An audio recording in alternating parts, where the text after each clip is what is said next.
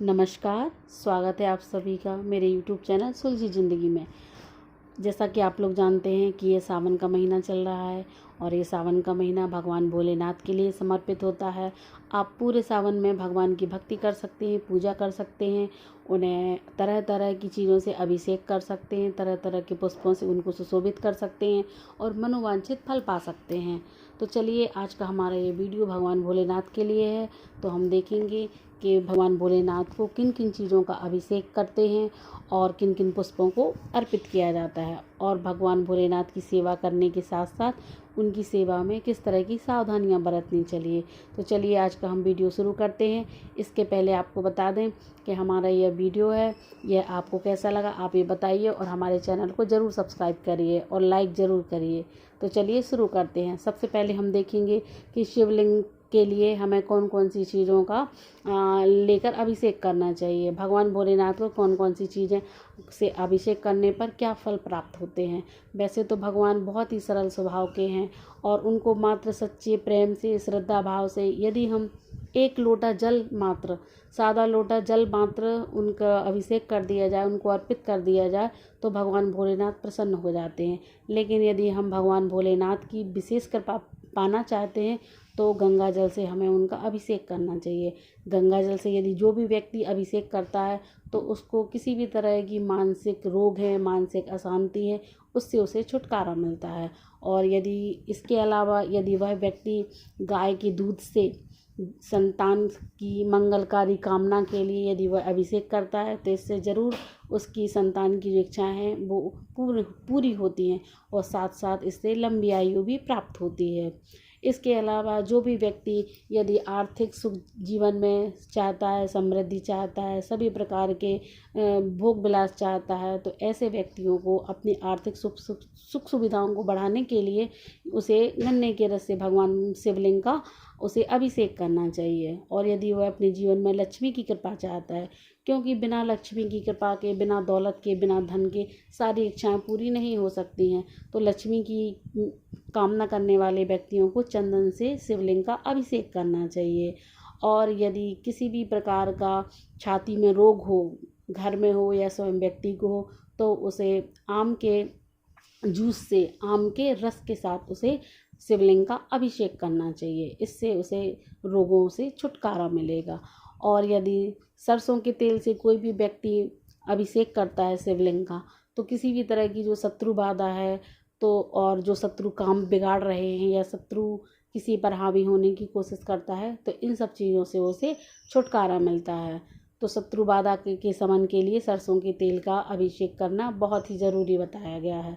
और यदि किसी भी व्यक्ति को किसी भी प्रकार के रोगों से छुटकारा पाना हो या घर में हल्के फुल्के छोटे मोटे रोग लगे रहते हैं तो इन सब रोगों की मुक्ति के लिए, छुटकारा पाने के लिए उसे शहद से शिवलिंग का अभिषेक करना चाहिए। यदि व्यक्ति भात यानी पके हुए चावलों से भगवान भोलेनाथ का अभिषेक करता है, शिवलिंग का अभिषेक करता है तो उसे राजसी ठाट बाटों का अपार सुख प्राप्त होता है। तो ऐसे सुख रखने वालों के लिए पके हुए चावलों से अभिषेक करना चाहिए। तो ये सब चीज़ें थी अभिषेक को लेकर। और आप जानते हैं क्या कि भगवान भोलेनाथ को कौन कौन से पुष्प पसंद है और किन किन पुष्पों को अर्पित करने से कौन कौन सी मनोकामना पूरी होती है। वैसे तो भगवान भोलेनाथ के लिए जो अन्य देवी देवताओं के लिए फूल वर्जित होते हैं, उनको मनाही होती है, वह भगवान भोलेनाथ को भी आराम से स्वीकार होते हैं, वह उन्हें स्वीकार कर लेते हैं। जैसे दूध वाले पुष्प हैं, धतूरा हुआ, मदार हुआ जिसे आँख भी बोलते हैं, या फिर कनेर हुई, तो ये सब चीज़ें अन्य देवी देवताओं के लिए वर्जित मानी गई हैं। और लेकिन यदि भगवान भोलेनाथ के लिए हम ये चीज़ें उन्हें साप्रेम उन्हें अर्पित करते हैं, उन्हें चढ़ाते हैं तो भगवान भोलेनाथ इसे खुशी खुशी स्वीकार कर लेते हैं। क्योंकि धतूरा का पुष्प, कनेर का पुष्प और जो आक का पुष्प है और ख़ासकर जो आक का फूल होता है वो सफ़ेद रंग का हो तो ये सब भगवान भोलेनाथ के लिए बहुत पसंद है। ऐसा कहा गया है कि जो पुष्प होते हैं कनेर के, तो ऐसे कनेर के पुष्प यदि 1000 पुष्पों को भगवान भोलेनाथ को अर्पित किया जाए तो 1000 पुष्पों की जो पुण्य प्राप्त होता है वह मात्र एक नीलकमल के पुष्प को चढ़ा देने से वही पुण्य प्राप्त हो जाता है। ऐसी शास्त्रों में मान्यता बताई गई है। और इसके अलावा भगवान भोलेनाथ को बेला, चमेली, जूही, हार श्रृंगार इन सभी के पुष्पों से भगवान को श्रृंगार करना चाहिए, अर्पित करना चाहिए। इन सभी पुष्पों को अर्पित करने से भगवान तरह तरह के सुख, वैभव, ऐश्वर्य, निरोगी काया का वरदान देते हैं। और हमारे शास्त्रों में ऐसा बताया गया है, बेलपत्री और समी के वृक्ष होते हैं तो इनके पत्तों का भगवान भोलेनाथ को अर्पित करने से और भी ज़्यादा पुण्य प्राप्त होता है। बेलपत्री और समी के पत्तों से बढ़कर कोई भोलेनाथ के लिए अर्पण करने के लिए कोई चीज़ ही नहीं है।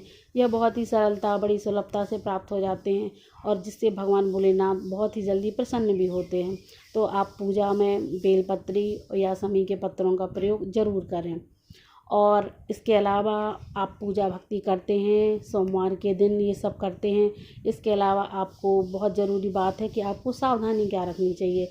वैसे तो भगवान बहुत ही सरल स्वभाव के हैं, उनने अपने कंठ में विष को धारण कर रखा है। इसके अलावा लेकिन हम जब भी मंदिर जाते हैं तो हमें कुछ चीज़ों का ध्यान ज़रूर रखना चाहिए। जैसे कि हम मंदिर जब भी भगवान के मंदिर जाएं, शिवलिंग जब भी हम परिक्रमा करें तो हमें पूरी परिक्रमा नहीं करना चाहिए। पूरी परिक्रमा में वर्जित कहा गया है, इसीलिए हमें हमेशा ही शिवलिंग की जब भी परिक्रमा करें तो हमें आधी परिक्रमा करना चाहिए।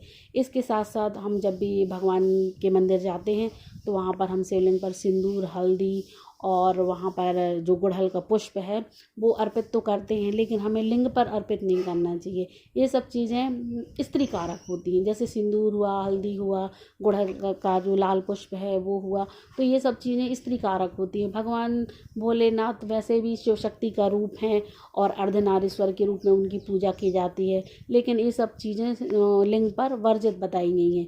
इन सभी चीज़ों को जो साइड में जलेलू होती है जिसे हम बेदी बोलते हैं, तो हल्दी, सिंदूर और लाल जो वो गुड़हल का पुष्प है ये वहाँ पर हम वेदी पर अर्पित करना चाहिए, ना कि शिवलिंग पर अर्पित करना चाहिए। और हम जब भी भोलेनाथ के मंदिर में जाएं तो हम वहाँ अक्षत चढ़ाएं, यानी कच्चे चावल जो हम पूजा में लेते हैं तो इस बात का हम ज़रूर ध्यान रखें कि वो चावल हैं तो टूटे हुए नहीं होना चाहिए, एक भी खंडित दाना नहीं होना चाहिए। इस बात का हमें विशेष ध्यान रखना चाहिए।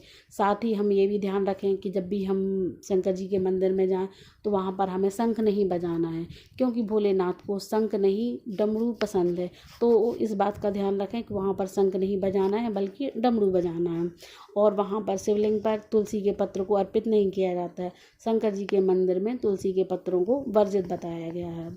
इसके साथ साथ हम जो भी वहाँ पर प्रसाद चढ़ाते हैं तो शिवलिंग पर जो प्रसाद चढ़ता है वो हमें उठाना खाना नहीं चाहिए।